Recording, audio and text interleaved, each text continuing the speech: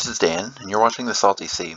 And I'm here today with the mini guides, as promised, for the Stormcast Thunderstrike and the Kruleboyz. If you haven't heard, GW dropped their last ever Call of the Ever-Chosen article on the Warhammer community site, and it came with free rules for both of the Dominion factions, which is really exciting. So I'm going to start with the Stormcast Thunderstrike. They are Sigmar's latest invention, or at least their armor is.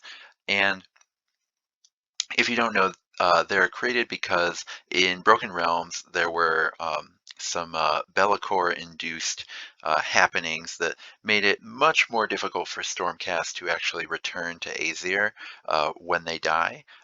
So they're much more likely to never kind of return to their Valhalla place to come back down as little Thors again. So um, Grungni and Sigmar create this new armor, which is really just an excuse to fix some of the sort of chunkiness that and some of the lack of personality that people didn't like about previous Stormcast. But I think the model range is great, and I'm excited that we have rules for them now in Warcry.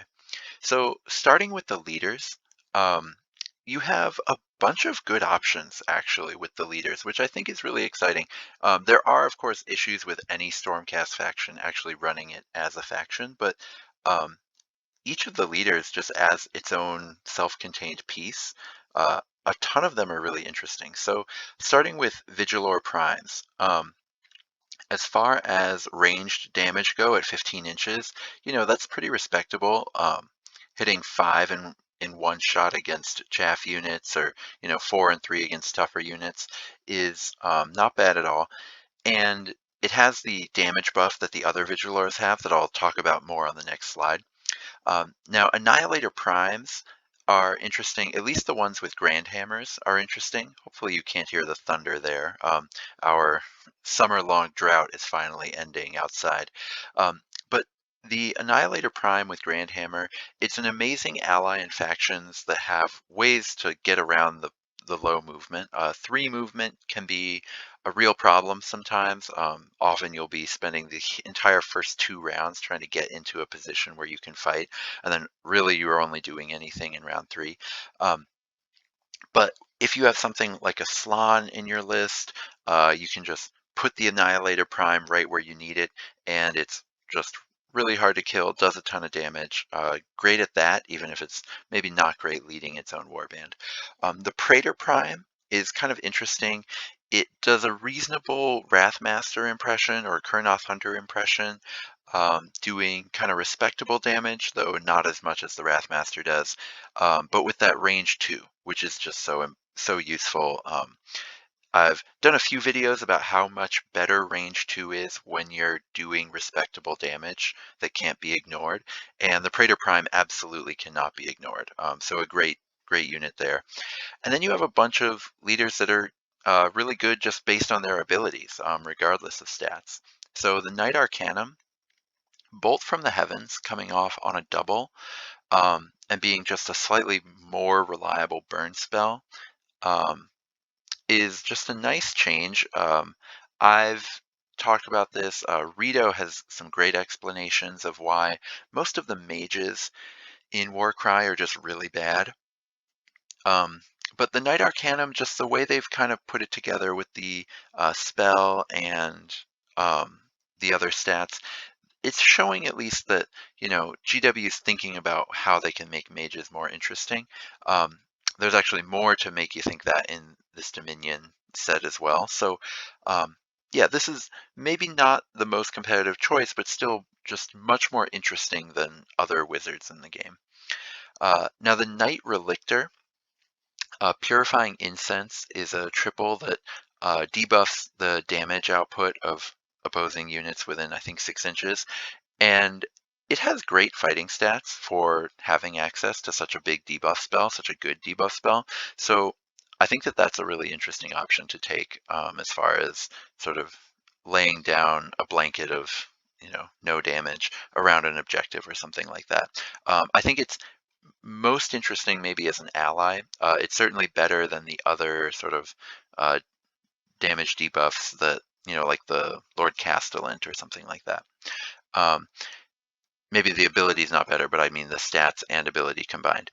The Lord Imperatant is another one that has just really solid fighting stats. Another one that's really hard to kill. This is the main guy who's wearing his Gryph-hound's older brother as a cloak. Pretty morbid stuff, but really interesting as a combo piece.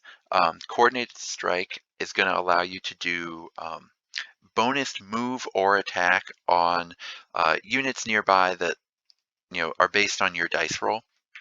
So you have the potential for some really explosive turns, though you do have to do a lot of work to kind of position correctly.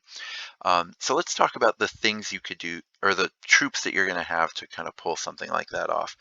You have two reasonably competitive options here with Stormcast. Gryph-hounds, which of course, right, all the Stormcast, the meme is that the Gryph-hound is the best unit in the in the force. Um, but here you actually have a cheap-ish unit that kind of rivals the Gryph-hound for stats.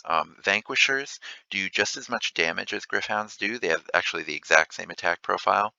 But that extra toughness can be kind of interesting with, as a trade-off between the movement.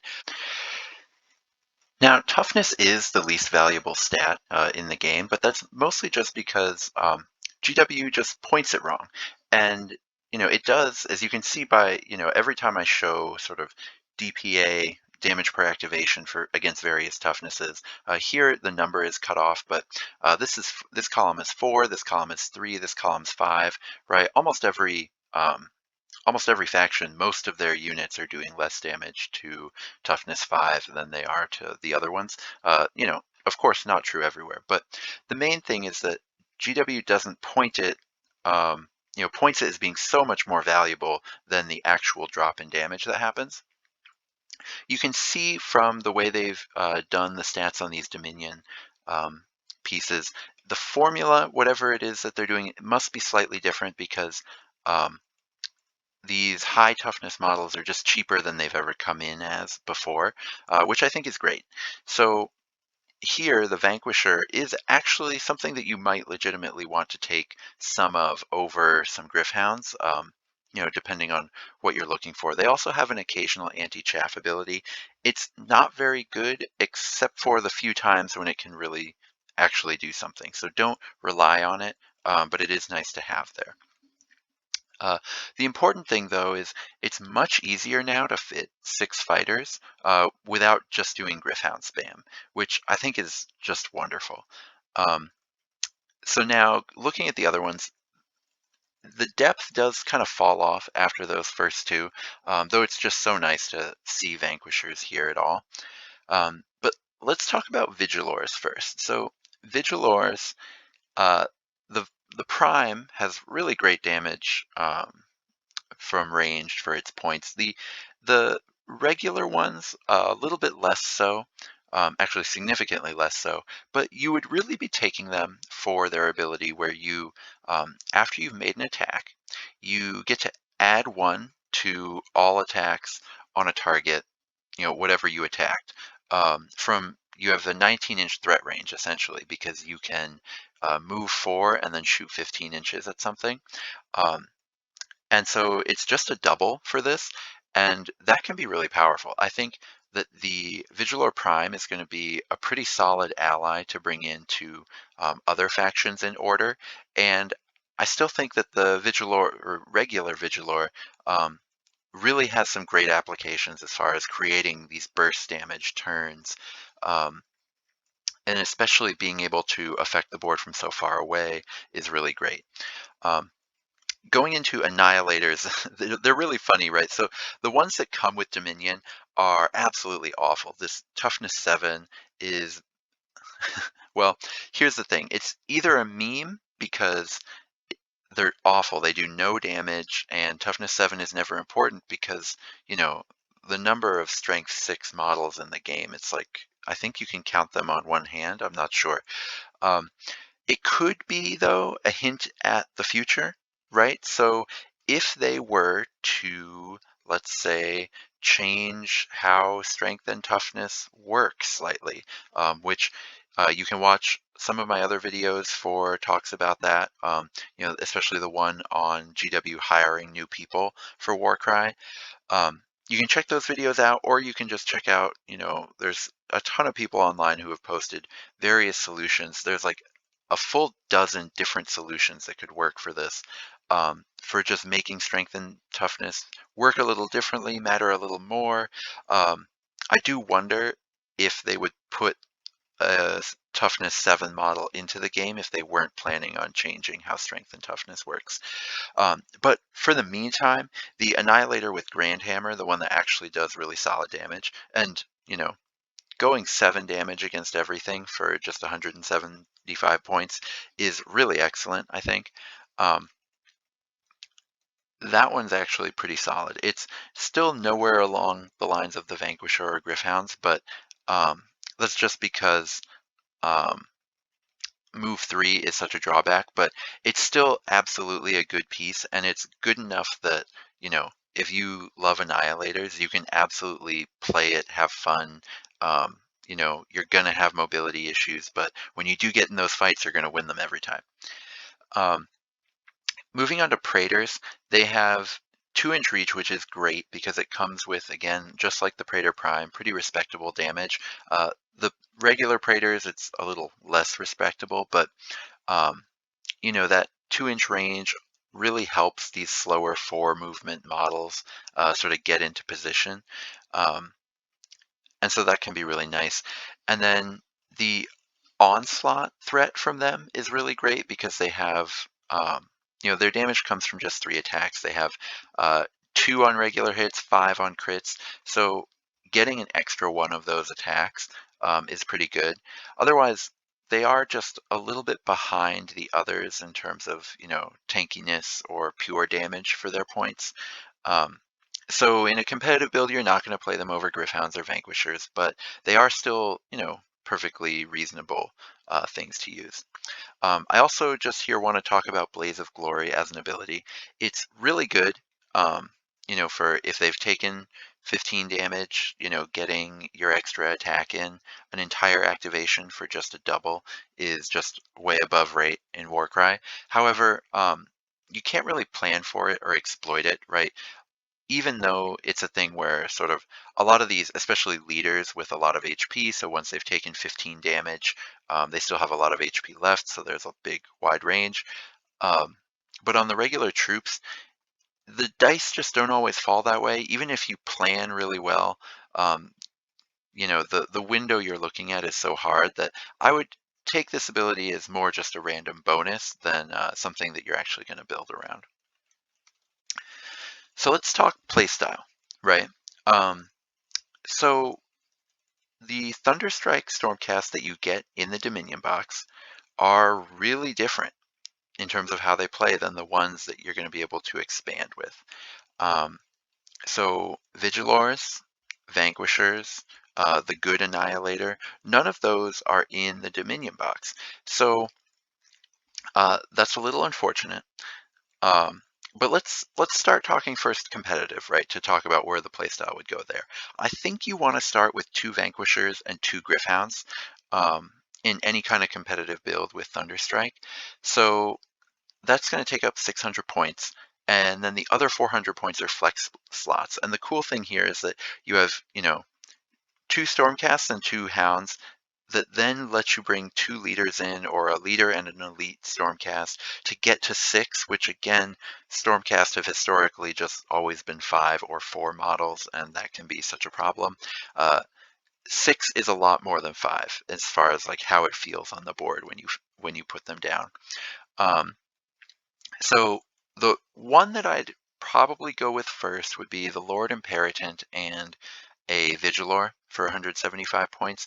This would be kind of the combo list where you're really trying to just set up this beautiful machine to use the Lord Imperatant and the Vigilor to just get a huge turn, kind of late in the round, probably round 2, round 3, and just in one big team fight in the center of the board, right? Because you have to have everyone kind of grouped up near the Lord Imperatant, probably with your Vigilor pretty far away, shooting something and then getting, your next activation being the Lord Imperatant, getting, bunches of extra activations, and the ones that are attacking the thing you just shot are getting extra attacks. And then hopefully, you get to blow up a massive piece, something like the Great Gnash Tooth, right? Um, though, that list is going to struggle when the combo doesn't do much against, or at least the presence of the Vigilor doesn't do much against like a chaff heavy warband. But the combo is still worth testing for sure. You could also try 2 Knight Relictors for just a pure control list where you're just moving them up the board and creating these, a threat of putting a giant debuff bubble in 2 different positions, which your opponent's going to have a really tough time playing around. Or, Annihilators with Grand Hammer and Praetor Primes are both really worth testing if you have them. Going double Annihilator in those flex slots, just with all damage, could certainly be fun, even if it's not as powerful as the other competitive builds. Going into Dominion, now again, this is tough because, your best units aren't in the Dominion box, but the first thing I played, and I'll talk about this later, is Knight Arcanum with Gryph-hound, 3 Vindictors, and a Praetor. And the thing I like about this list is that it has a lot more threat range than the sort of traditional Stormcast lists do, even, anything without Gryph-hounds, in that these Vindictors and the Praetor both have range 2, so they can, get into fights without reprisal, but they can also get into farther away fights. And then the Knight Arcanum, that ability again is just so much better than the other burn spells that most mages have. So this is really just like a board control kind of, not as far as debuffing control, but sort of board advantage or sort of spacing advantage kind of list that you can run and you're still getting 6 units out of it. And all of these come with the Dominion box. All right, so next we have the Kruleboyz, aka the Cool Boys, also called Swamp Bogglers by many, though I think that that's a name that you really only give them if you don't really like them. I've been on the fence, but I do kind of like the Gut Rippas a lot as far as looks go. Now, these have been sort of concepted as the more sort of Morky orcs. So there's sort of Gork and Mork, who are sort of the brutal one and the cunning one. And so these are the clever orcs. They're also obviously very Lord of the Rings sort of focused here. Very reminiscent of the sort of Uruk-hai aesthetic or the Mordor aesthetic. Sort of both of them kind of combined. Works for a lot of people. It gives a more serious look in destruction where, most destruction forces are kind of memey. These have a much more sort of intense look, other than, the scare shields being the one thing that has sort of a sense of humor about them. So to talk real quick about their leaders, I want to start with the Killaboss on Great Gnash Tooth. So it's an excellent sort of mobile anvil, coming in at just 245 points. So, I mean, a quarter of your list is a lot, but it's less than a lot of units that do the same job. It has toughness 5, not the 4 that I wrote on this spreadsheet. But the movement 8 and the ability to just be so hard to kill is really wonderful in combination. It does respectable damage, though less than a lot of units sort of at that price point will do more. But it does have one, it's hard to call it. It's usually going to be a drawback, but not always. But it has just this massive base. So I want to talk, here's a picture. Sorry to put gray models on your screen. It's offensive, I know, but I haven't painted my Dominion set yet. But when you put a Killaboss next to all your Warcry terrain, like here's a Warcry board I've set up here, and the Killaboss just absolutely dwarfs it. The base is huge. The base is like a Bloodthirster base, I think. Like it's for these giant sort of pieces that aren't normally in Warcry. And then the size of it is massive. So I don't show it in this picture, but I also put it next to a skink that was on top of one of these platforms. And the killaboss on the battlefield floor towered over the skink that was standing on a 3-inch platform.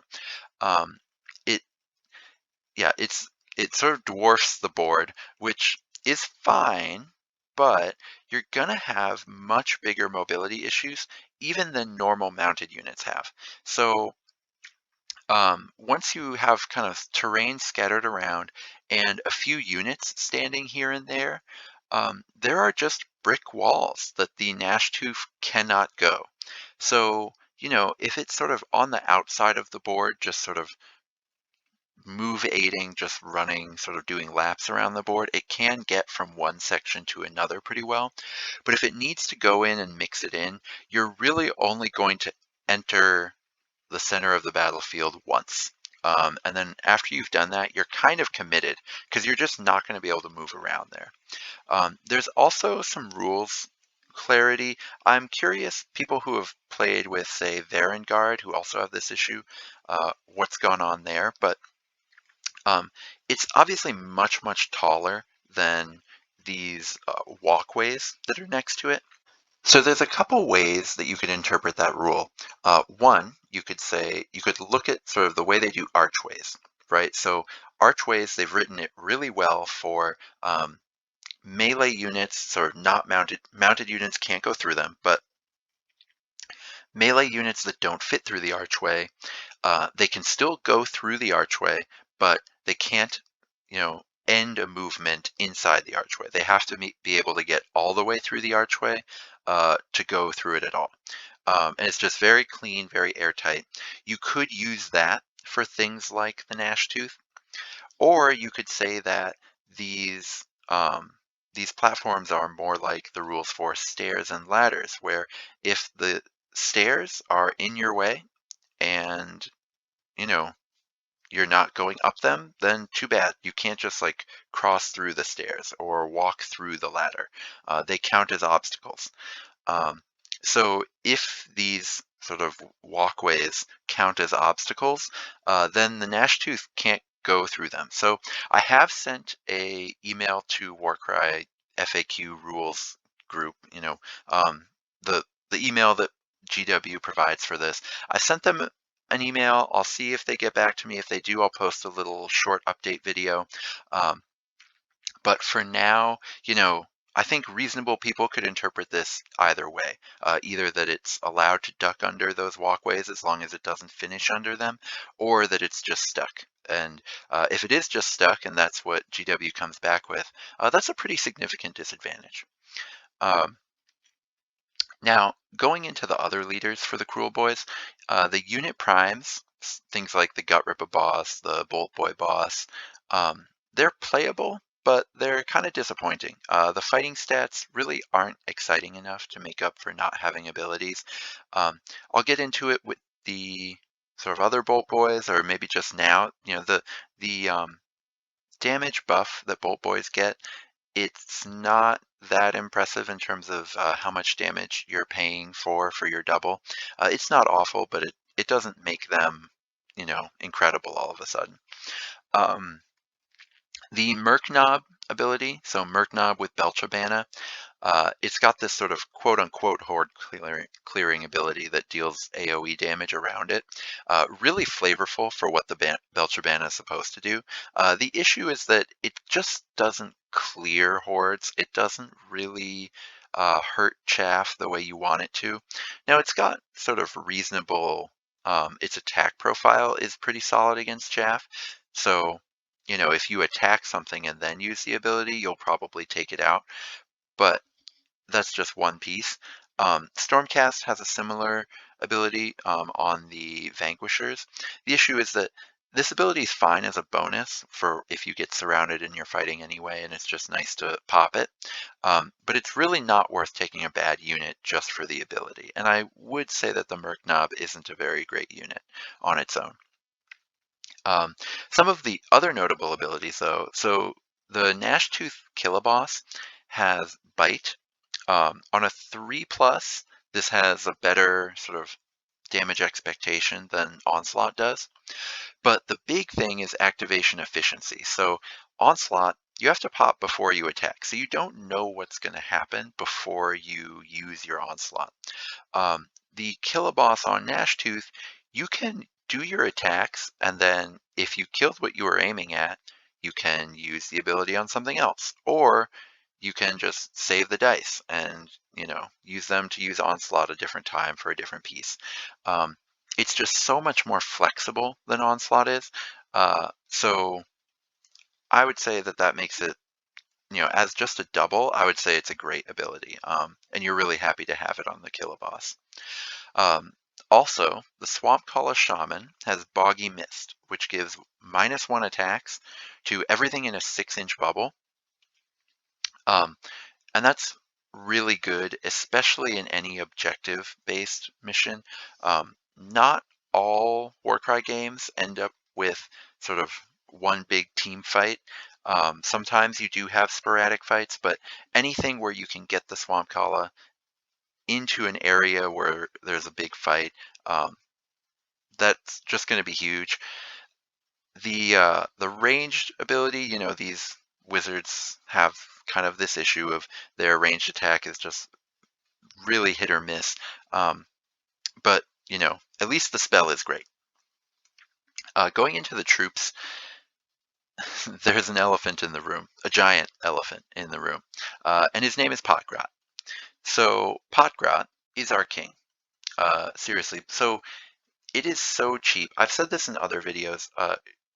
GW, their rules committee, they seem not to, or at least their balancing for Warcry, they seem not to understand just how powerful cheap units are. So Potgrot comes as just the minion for the Swampcalla Shaman. But for only 35 points, he does more than 0 damage, which is all you need for 35 points. But more importantly, 8 hit points.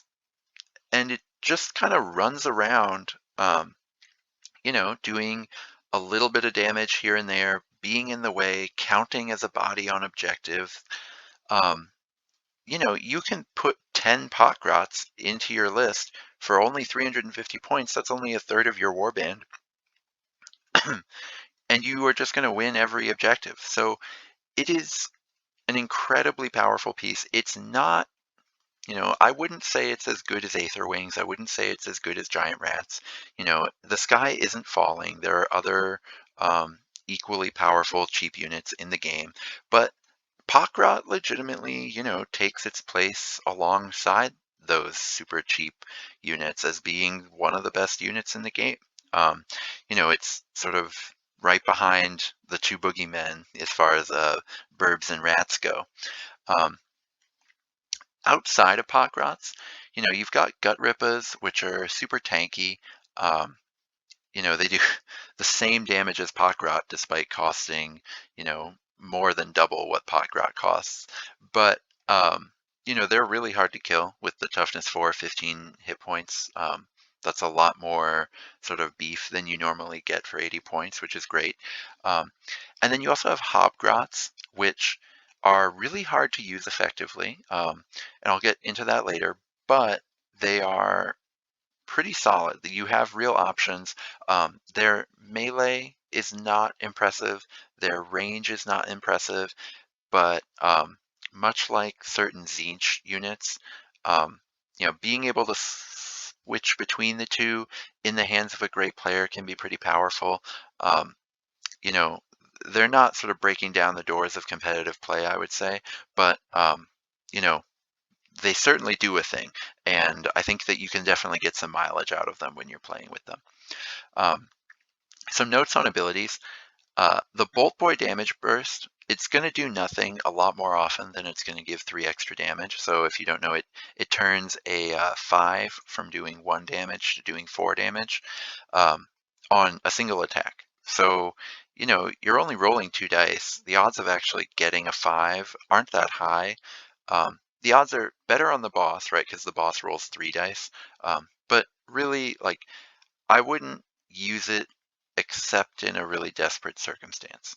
Um, Also, just to note, venom-crusted weapons is usually worse than Onslaught. If you just use Onslaught's always better as your heuristic, you're really not going to miss out on like the once in a blue moon when venom-crusted might be better. Um, Finally, the Hobgrot buff triple, it is not in the leader section. It's in the base unit section, so it looks universal. However, only the Hobgrot boss has the rune mark that's shown in it. So just be careful there. The first time I read it, I was just looking. It was, in the regular unit section. So I thought, oh, cool. Like, um, you know, lots of units can buff Hobgrots. Nope, only the Hobgrot boss can, but they didn't put it in the leader section. That's fine. So let's talk about how they play. Um, so the first thing is, what is your tolerance for conversions? Because if you wanted to get competitive, right, you could make an oops all potgrots force that oddly enough, right, because potgrots are so cheap, you could have a bunch of other stuff in there too and still meet the 15 unit maximum. Um, but, you know, how many grots are you going to like build little green stuff pots out of and sort of stick them together? How tolerant are you of the fact that it's going to look a little bootleg? Um, you know, those are questions that you have to answer for yourself. If you did play this competitive list that I've got here, this Oops All Potgrots list, you're looking to just absolutely swarm the board. Um, move 4 is slow, but it's not so slow that you're not getting to where you need to go eventually, right? So move 4 is so much more than move 3 because that 8 inches of a double move to get somewhere, usually in most deployments can get you to where you need to go, whereas the 6-inch double move can't. Um, and when you have 11 Pokrots all mad dashing to wherever they need to be on the board, your opponent, like you're not getting punished for double moving and, not playing cagey because your opponent just doesn't have the resources to attack them all. Um, so then you can just completely swarm the board. And again, they do more than 0 damage. They, 1.5 damage or so each is going to add up eventually. And that's, per attack. So if they're double attacking, they're getting maybe around 3, which is, again, that's going to add up. Um, and then the fact that you can put like a Swamp Kala Shaman in there to just make them really impossible to kill, because again, these have um, 8 HP for that ridiculous low price, whereas, giant rats only have 6, I think. Um, so, your opponents can legitimately swing at these guys and not be able to kill them, right? There are tons of 75, 80-point models that have the exact same, uh, you know, toughness profile of 3 toughness, 10 HP. And then with the Swamp Kala debuff, as I said, like, this is a serious DPS check on any opposing warband. I think that this is, yeah, this sort of board swarm mentality is going to be really serious. And then the fact that you can still include a kill a boss for a piece that can actually win fights, really gives you something here. If you ignore Potgrot spam, um, kind of interesting, right? So the other troops aren't very powerful. But they complement each other pretty well. So you can sort of have these gut rippas that are really hard to kill, sort of moving forward, engaging the enemy. You get to choose whether you're going to hang back with a spear, which makes it so that your opponent can't really attack back effectively or efficiently, or you could tie them up to keep your opponents sort of in place. Um, and then your Hobgrots actually do more damage um, than, from range than your Gut Rippas do. So you have this thing of, your front line of Gut Rippas with your back line of Hobgrots that, again, none of these units are very powerful, but they synergize very well. So that's a really interesting, in my opinion, really sort of well put together set of rules that you can make a really tactically engaging force that's just, playing on a lower power level than a lot of Warcry warbands that you're going to see out there. But, that doesn't have to matter, right? If you're playing in casual games, the Dominion box group that you can get of lots of building gut rippas and hobgrots, um, I think can be a really engaging, really fun force because of how well they um, they sort of complement each other, how important it is going to be to position your gut rippas effectively, right? Because hobgrots, they have solid damage, but they only have 7-inch range, so your opponent can absolutely sort of absorb an attack from a hobgrot and then go kill it if your gut rippas aren't in the way. So it's going to be really rewarding to players who position perfectly. Um, just, know that none of these units are very pushed from sort of a point for point rate sort of perspective. So you're going to have some difficulty there. So if I was going to play them, I would include the Killaboss and the Swamp Kala Shaman. I kind of find those two as just in tandem, working really well in this faction. And then, of course, I would include a Potgrot as well because, you know, Potgrot is our king. So I also wanted to talk about the matchup between the two of them because they're in Dominion together. So what is it like if you bought the Dominion box, you've built a few of your folks, and you want to play some Warcry? Um, the good news is it felt fairly close. I did play this matchup. There are some things to note. So the Swamp Kala Shaman essentially deletes Vindictors off the board. Vindictors only have 2 attacks.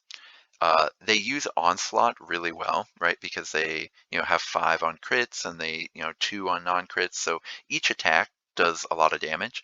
But the flip side of being a sort of, you know, use Onslaught for explosive damage additions sort of profile is that the Swamp Kala Shaman ability, the Boggy Mist, just absolutely crushes them. It cuts their damage in half. Vindictors already weren't a high damage unit. So all of a sudden, your Vindictors just can't kill anything, um, which is going to be a problem. It gives a massive advantage in any game where you get to position the shaman near the most important fight. Um, any kind of objective scenario is going to be a big advantage for the for the Kruleboyz because you can you're already ahead on bodies and you can kind of run your Swamp Kala towards the place. Any kind of sort of hunter-killer scenario can be tough in situations where um, your Swamp Kala gets to just stand next to whatever the target unit is. It can kind of body block for it and then also put down this debuff, and all of a sudden it's just really hard for the Stormcast to actually reach the unit and do any real damage to it. So that's definitely a caveat for playing these two against each other. However, on the flip side, the Knight Arcanum is just incredible at deleting Hobgrots off the board. That ability when I played it in this game, uh, the 18-inch sort of threat range there, the Knight Arcanum can just take any slightly weakened unit, uh, just destroy it. The 7-inch range sort of wizard attack, it's again very hit or miss because you only get 2 dice, but it's very effective when you're attacking something that has a lower toughness than your strength, because when only 1s and 2s misses, your 2 dice are often going to do 6 or 9 damage. And then, the Knight Arcanum ability, the burn spell, is just great. And the fact that it can go across the board is wonderful.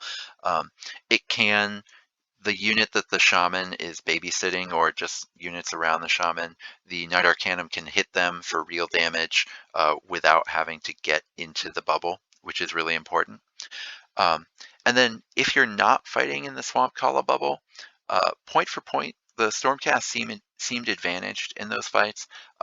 The Praetor and the Vindictors use Onslaught really well to win their fights. The only issue is they can't do anything to the Gnash Tooth, so you have to be able to ignore it. So yeah, a lot of interesting back and forth play. I would say that the Kruleboyz are advantaged, but the advantage isn't huge. Um, it's definitely tangible in the game that I played. The one game that I get to fully play, yeah, it felt quite tangible. But I still think it's close enough that you're going to have a good time. So there you have it, a guide to playing the Warcry Dominion, or sorry, the AOS Dominion set in Warcry. This one kind of got away from me time-wise, but I really think it's worth it because these are sort of the factions that they're pushing with this era of AOS. If we get onto the kill team sort of timeline, right, the kill team had a sort of self-contained box that was Space Marines versus Necrons. So, I could easily see them doing a Warcry box that is Thunderstrike versus Kruleboyz in the future. So I really think these two sort of forces are interesting to break down, and the matchup between them is worth breaking down. So, if you followed me all this way, please, do give your offering to the Chaos God of YouTube. Algorithmo always appreciates your likes. I will be sending in some narrative content or something in the future. We'll see. We'll play around with it. Other than this Call of the Everchosen, there haven't been a ton of Warcry updates recently, and it's legitimately hard to get organized play going given the current state of the world. But I'm still into the game, and I'm still gonna make stuff for it. So until then, may all your rolls be crits. Oh, and by the way, I hope you can forgive the storm outside. It's raining cats and dogs out there, but I have no idea whether you can hear it or not. So can't wait to get into the editing room and find out.